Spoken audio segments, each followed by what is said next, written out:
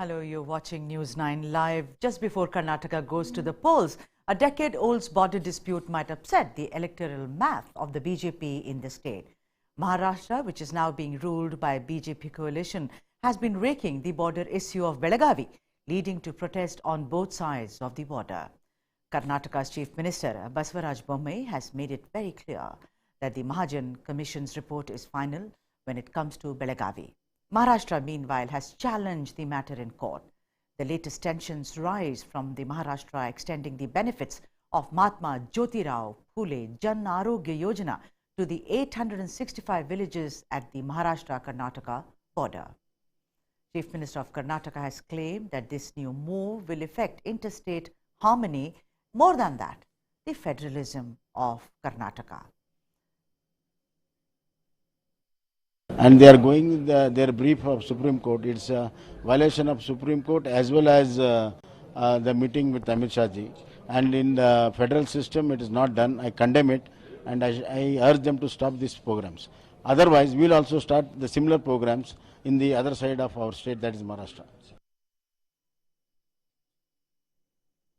And to explain what really is happening between neighboring states, that being Karnataka and Maharashtra, I am being joined in the studio by my colleague Krishna Kumar, and also we shall have other guest Ashok Chandage, who is a senior journalist, and also Mahesh Chitnis, who is the news editor, in a bit. But first up, Krishna Kumar, my colleague. Right. Krishna, tell me something. This is a decades-old dispute between these neighboring states. Right. And you know, despite the States Reorganization Act, this keeps coming up time and time again. Right. What is very unique this time, Krishna? Would you agree that it is BJP versus BJP? Brothers? Well, that is, politically speaking, it's unique because it's the BJP versus BJP, because they're ruling governments in both these states. And you're absolutely right in pointing out that it's a decades-long dispute between Maharashtra and Karnataka. And the one thing that everybody watching this broadcast has to bear in mind is the timing. Every single time Belagavi becomes an issue, it means that an election is around the corner, either in Maharashtra or in Karnataka, because it's a political hot potato. So that's what it is, because they both want to claim it, at the right time, and claim that this is our own. Come an election time, they all feel extra Maharashtra and extra Karnataka about owning Belagavi and not giving away that piece of territory. But the fact of the matter is, it's gone back and forth, and now it's a particular row over a health scheme introduced by the Maharashtra government. So forget the specifics. At this time, what you need to know, the context of it all, is that Belagavi has always been a hot potato, and it becomes news headlines whenever there's an election. And now we have an election in Karnataka that is coming up, and you just heard what the Chief Minister had to say. It's all about federalism, making strong statements. It becomes an issue where political parties can air their point of view more than anything else. We have to watch if there is a resolution to the Belagavi issue now, because at the end of the day, now all that matters is the upcoming elections on the 10th of May in Karnataka, and counting on 13th of May. So I would say wait and watch to what happens to Belagavi after that.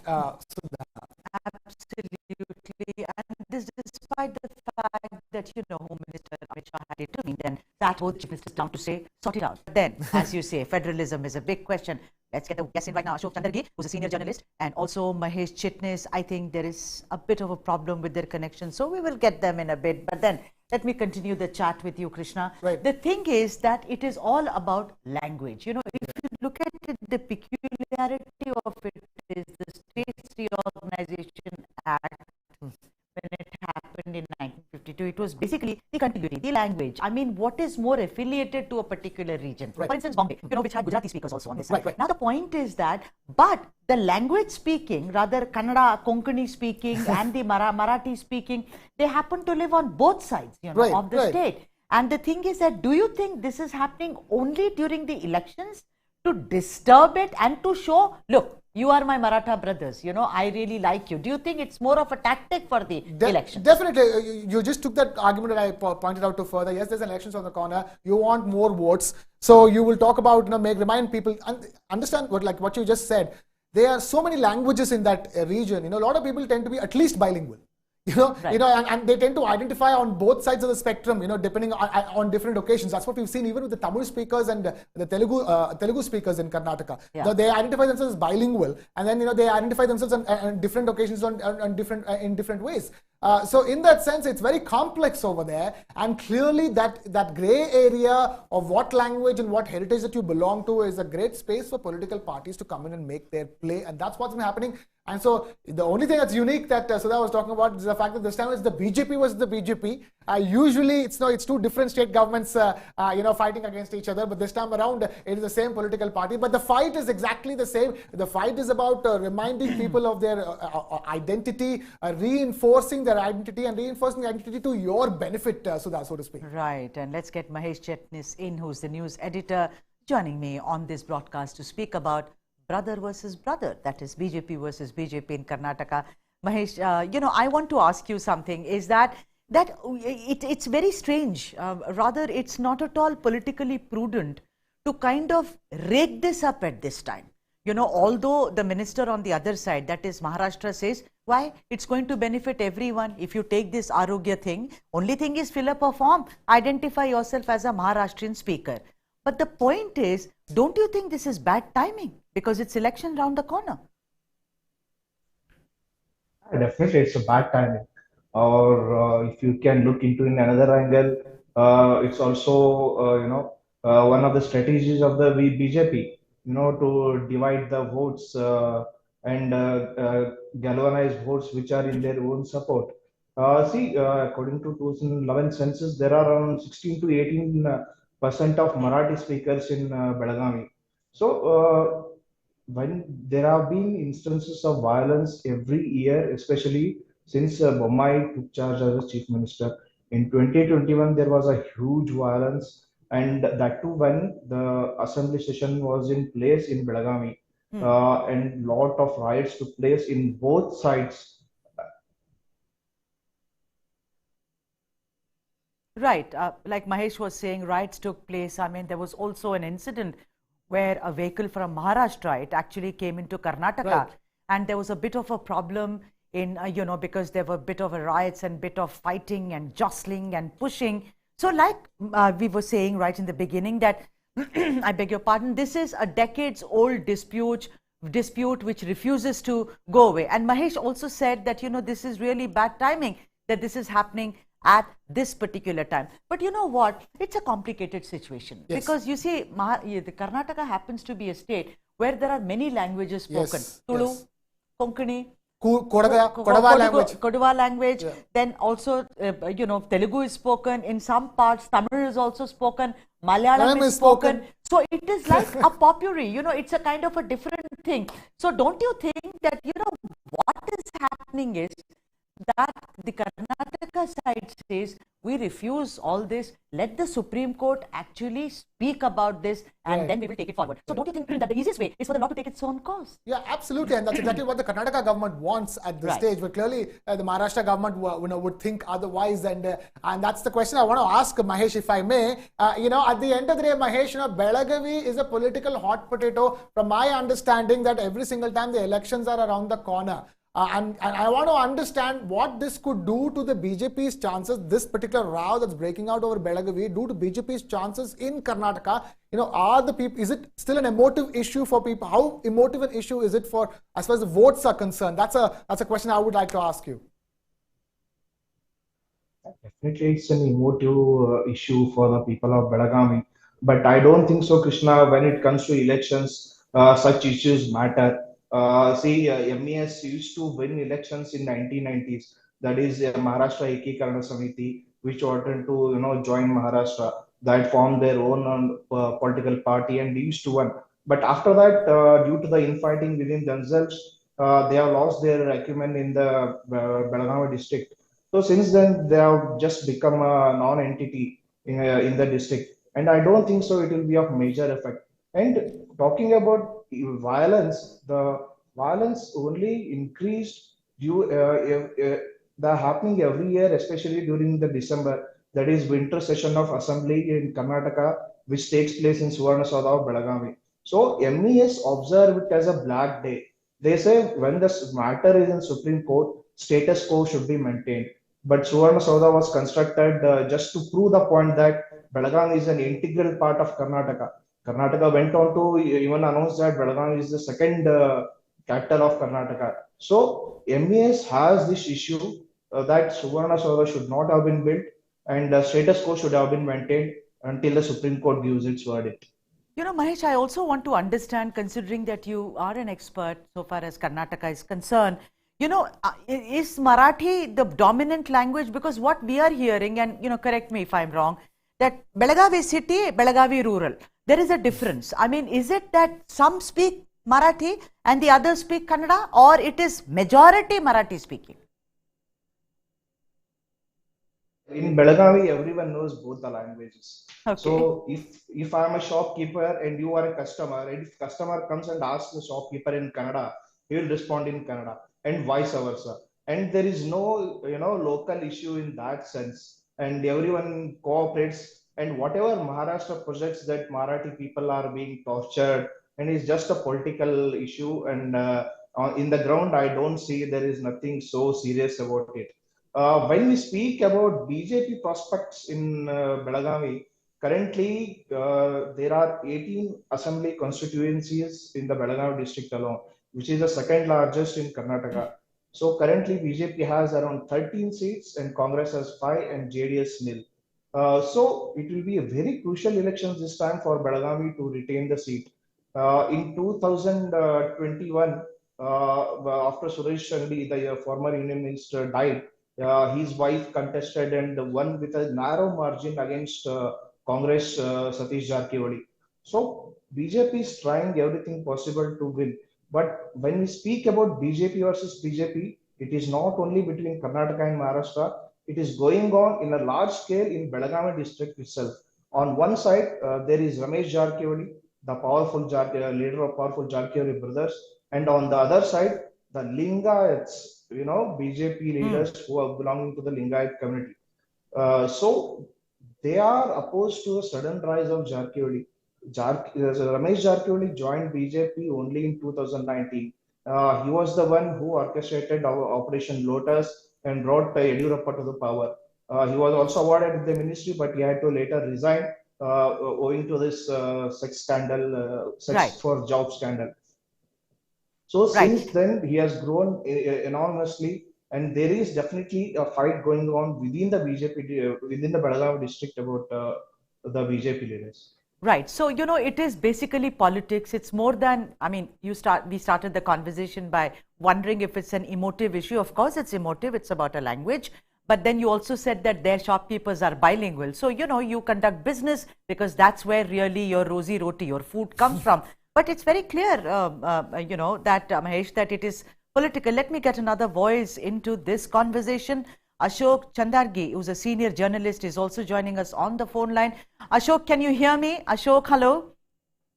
Yes, hello. Hello. Yeah, so tell me this border dispute. Hello, Ashok. This is Sudha here.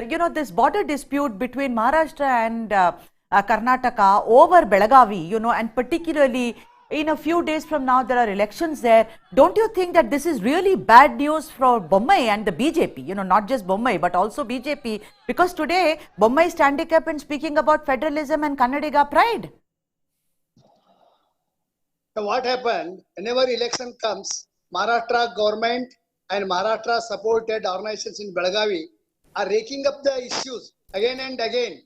Actually, the border row is before the Supreme Court since last 18 years. They have filed a suit before the Supreme Court in 2004. But once they have decided to fight it legally, they should not have involved in all legislation and street legislations. But they are raking up the issues in one or other excuse. It is clearly, we are telling our Karnataka government, it is clearly amounts to contempt of court. We are demanding Karnataka government should file a contempt case against Maharashtra government. Maharashtra government. In last December 14, what happened? Amit Shahji called a meeting of convened a meeting of both the chief ministers and suggested a formula constituting a committee consisting 6 ministers, each 3 from both the states. They have Amit Shah advised Right. Both the chief minister, you should keep mum until verdict comes from the Supreme Court. But what happened after that, after December? In every step, they are taking up the issue. Recent one is a health insurance scheme. It is direct intervention between in the Karnataka administration. They have That's right. nothing to. They are. It is none of their business. In last March to 2nd, the Eknath Shinde government has taken the cabinet decision to spend 50 crore rupees for health insurance scheme in Karnataka in 865 villages and cities of the 5 districts, which Yes. they have claimed in the Supreme Court. But what we have told Bomaiji that you should complain to the Amit Shah, Union Home Minister, Union Center. No, It but is against the federal system of the India. Why that's they right. are intervening in the Karnataka administration? Yeah, Ashok ji, I just want to ask you that, Maharashtra rejected the Mahajan committee report. Maharashtra went to the Supreme Court. Maharashtra says Belagavi is ours. Now, of course, Bommai has said that, this depends on federalism. It is a question of our identity as well. I want to ask the larger question, Ashok ji. They are going to elections. Why is the BJP fighting the BJP? I know that region, district, language is it's an emotive issue, but not at this time. It is like ruining your own home, no, Ashok ji?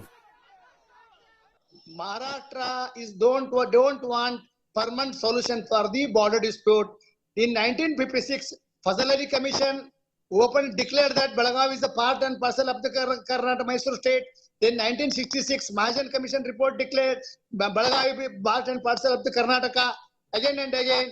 And after that, they rejected Mahajan Commission report. They started claiming that we are winning from the Belagavi city. That is why Belagavi belongs to Maharashtra. In 1909, entire in border area, they have lost all the seats in border area. After that, what they have done to keep the border role alive, they went to the Supreme Court in 2004, claiming right. 865 villages and cities. But what I say, either you choose legal battle or political battle. You cannot continue Right. both So the that's battles what you make a simultaneously. If yes. you are approached the Supreme Court, wait Yeah, for you the make a very verdict. good point, Ashok ji, that either you take the legal route or you take the political route, and both are, within the ambit of democracy. Let me bring in Mahesh here. Mahesh, you heard what Ashok ji just now said. Do you think that Maharashtra genuinely, it's only interested in keeping this alive, keeping this burning? What is this? This is also about me Maratha, as in, we are Maharashtrians and we will claim. What are they gaining out of this after all? It's definitely nothing but a political game. I think one angle that we could look at, think of what is. I think BJP might be trying to, rake up the Kannada pride issue ahead of the assembly elections, to counter Congress. Because, as I said earlier, there are 13 seats which are held by BJP, and it will be very important for them to hold on to it. And when the balance happened in 2021, there were at least 2 dozen legislators, including MPs, Rajya Sabha, Lok Sabha, MLCs. And I'll just tell you that after the violence, none of them spoke anything against Marathi people. Even just to, they did not even condemn it, just to save their vote bank.